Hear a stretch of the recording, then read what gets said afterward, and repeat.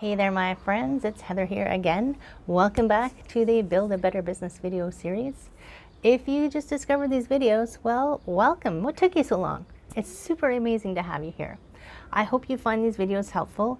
They are full of tips and tricks to get you going and hopefully help you build that business of your dreams, even in these times where things are super uncertain.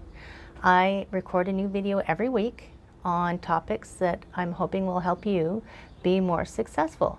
They're all set to come out every Wednesdays, so make sure you subscribe and stay tuned, and even mark it on your calendar as Wednesdays a day you want to watch. You don't want to miss out on anything, right? So this is our climax. This is part three of our exciting trilogy, the final installment of Do You Know What It Really Costs? Or knowns and unknowns of your business, or maybe you could call it, how do I make sure I can stay in business and still have a life? If you didn't watch the previous two episodes, you might want to go back. YouTube is an amazing place. Go back and check them out before you dive into this one, just so that you have some context and some background, right? If you did watch them and you know there was some homework in them and you didn't do it yet, don't worry, you can still do it when you're ready. Don't delay too long, okay? Things are already starting to open up.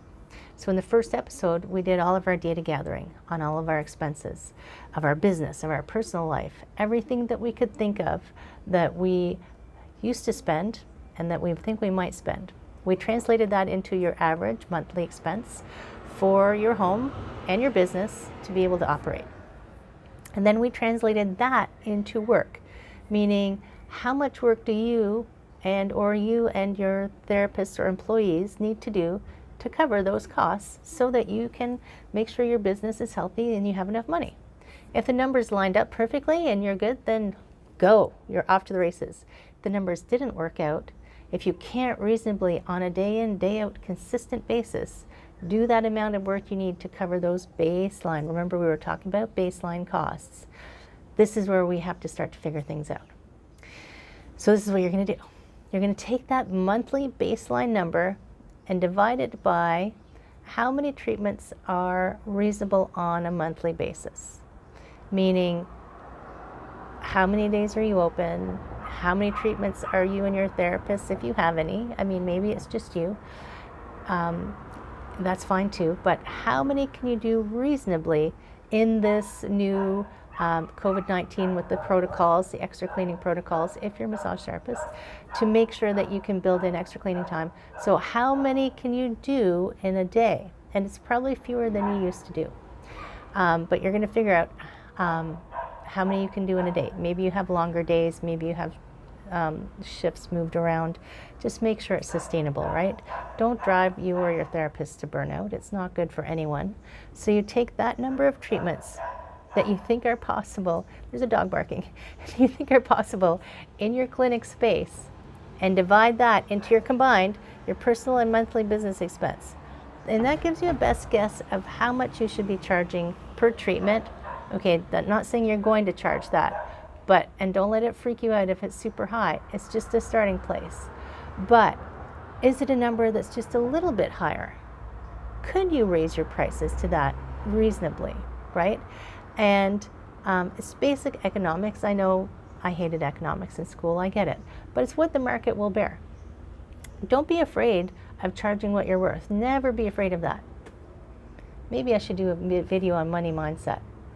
If you think I should do a video on money mindset, give me some comments below if you'd be interested in that, and I will get one ready for you. So obviously, you can't really double your prices. Really, that would not work. But you might be able to raise your prices to get to that cost level that you need and not have it be unreasonable. And I've got a little short story. So I remember a few years ago, after I first started practicing, I was a few years in, and one of my clients actually stopped one day and said, "Why don't you ever raise your prices?" She was telling me that I needed to raise my prices, right? And then I had another client who was emphatic that massage therapists were highly underpaid for their value proposition. She was a lawyer. She thought I should be making more than her. And there are always people who want a deal, and there's always people who want the cheapest price. But you aren't hearing the voices that are saying you're worth more and you should charge accordingly. Don't let insurance companies, don't let anybody tell you what you're worth. Yes, you're going to go and check what your competition is charging, but as information. Are you better than your competition? If you are, then it's okay to charge more, right? Why would you want to be way lower than them? And if you are higher, demonstrate why you are worth that extra cost and what makes you better. I mean, don't cheap out on yourself. Have that on your website, by the way, in your advertising, in your newsletters.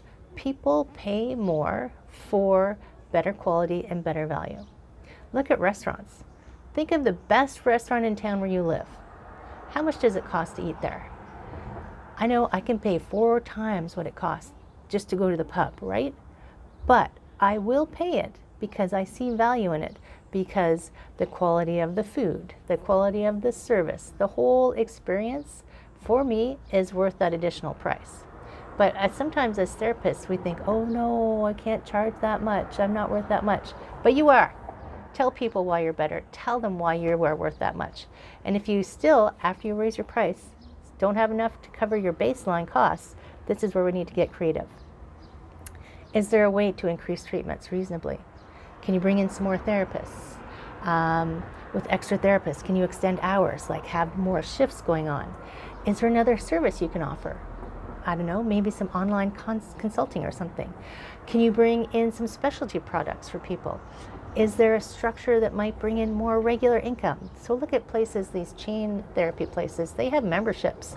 So they have regular income coming in every month, even if people aren't necessarily getting those massages, right?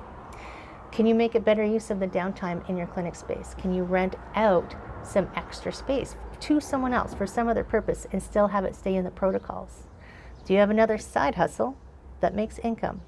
And I mentioned this before, personal trainer, fitness instructor, copywriter, barista. Let your mind go wild. I mean, take 5 minutes, just take 5 minutes. Get a piece of paper and a pencil. Write down everything you can think of and don't edit it yet. Just let it all come out. Write everything you can think of that might make money, and then take some time to figure out what might work for you and your business.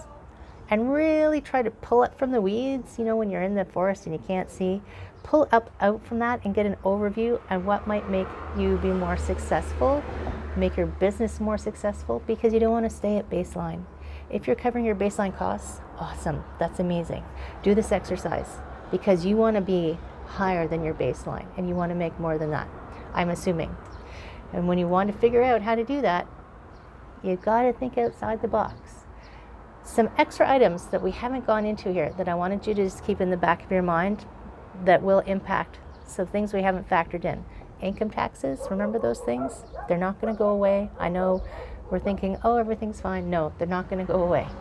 And if you've been getting the CERB or any of those, CERB is definitely taxable. Don't forget that. Think about vacations. Yes, you're going to want to go on vacation. What if you get sick? Not necessarily COVID, just like a cold or a flu, and you can't work, or a therapist gets sick. I mean, just plain old getting sick. Maybe you just need a day off.